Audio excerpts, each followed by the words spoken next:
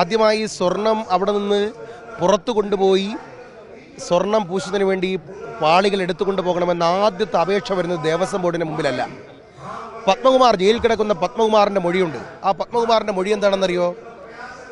ആദ്യം ഇതിൽ തീരുമാനമെടുത്ത ഞങ്ങളല്ല, സ്വർണ്ണപ്പാളികൾ അവിടെ നിന്ന് കൊണ്ടുപോകാനുള്ള തീരുമാനത്തിൻ്റെ ആദ്യത്തെ അപേക്ഷ ഉണ്ണികൃഷ്ണൻ പോറ്റി നൽകുന്നത് കടകംപള്ളി സുരേന്ദ്രൻ്റെ ദേവസ്വം ബോർഡിലെ ദേവസ്വം വകുപ്പിലാണ് ആദ്യമായി അപേക്ഷ കൊടുക്കുന്നത്.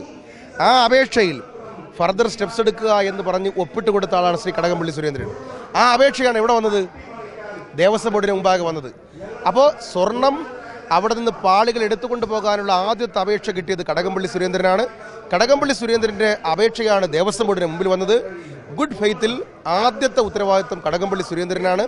കടകംപള്ളി സുരേന്ദ്രൻ അറിയാതെ അവിടെ നിന്ന് ഒരു മാത്രമല്ല, ഈ ദേവസ്വം ഓഫീസിൽ, ദേവസ്വം മന്ത്രിയുടെ ഓഫീസിൽ ദേവസ്വം ബോർഡുമായി ബന്ധപ്പെട്ട ഒരു IAS ഓഫീസറുണ്ട്.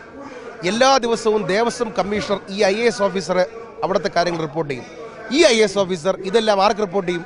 മന്ത്രിക്ക് റിപ്പോർട്ട് ചെയ്യും. അവിടെ നിന്നൊരു സ്വർണ്ണപ്പൊട്ട് എടുത്തുകൊണ്ട് പോകണമെങ്കിലും ആരറിയും? IAS ഓഫീസർമാർ വഴി എവിടെ അറിയും? മന്ത്രി അറിയും. മന്ത്രി അറിയാതെയാണ് ഈ കൊള്ളയെല്ലാം നടന്നതെന്ന് പറഞ്ഞാൽ കോടതിയിൽ കേസാവുമെന്ന് കാണുമ്പോൾ അയ്യോ എനിക്ക് ഉറങ്ങാൻ പറ്റുന്നില്ലേ, എന്നെ സ്വർണ്ണക്കള്ളനെന്ന് വിളിക്കല്ലേ എന്ന് പറഞ്ഞാൽ അതിന് രക്ഷപ്പെടാൻ പറ്റത്തില്ല.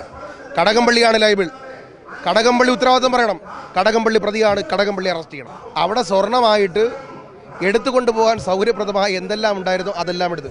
ഞാൻ ഇപ്പോഴും മനസ്സിലാക്കുന്നത് തങ്കവിഗ്രഹം ശാസ്ത്രീയമായ ദേവന്റെ അനുവാദം ചോദിച്ചതിന് ശേഷം അതും പരിശോധിക്കണം.